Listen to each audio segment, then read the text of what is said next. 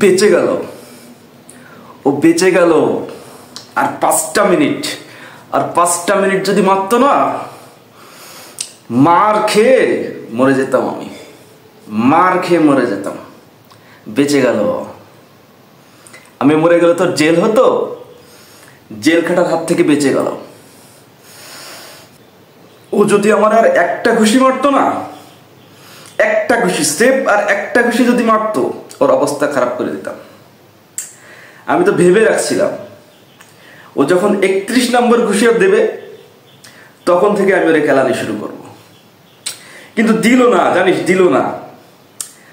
30টা ঘুষি মারার পরে অফ করে দিল। আর একটা স্টেপ, একটা ঘুষি আমাকে দিত, ওরে দেখিয়ে দিতাম। আর একটু হলে রক্তারক্তি করে ফেলছিলাম, একটু হলে। শুধু আশেপাশের লোক ধরে ফেললো বলে, বুঝছিস? কাকে? ওকে, ও তো ছাড়া ছিল। আমি তো, আমার এমন এমন টেকনিক জানা আছে মারে, তুই জানিস?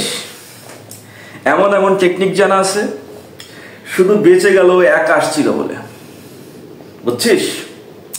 শুধু একা আসছিল বলে বেঁচে গেল। কেন? কারণ আমি তো একা মারের টেকনিক জানি না। 10-12 জন আসতো, তখন দেখতাম। আর একটুর জন্য রক্তারক্তি হয়ে যাচ্ছিল। আর একটু যদি মারতো, বুঝছিস, তখন দেখতিস। আমি ওরে এখনো ওপেন থ্রেড দিচ্ছি, একদম ওপেন থ্রেড দিচ্ছি। বলে দিস, যদি সাহস থাকে তো হাত পা বেঁধে আসতে কোস আমার কাছে, হাত পা বেঁধে আসতে কোস। এমন কেলাবো না, কেলায় দৌড় মারবো আমি। বলে দিস ওকে।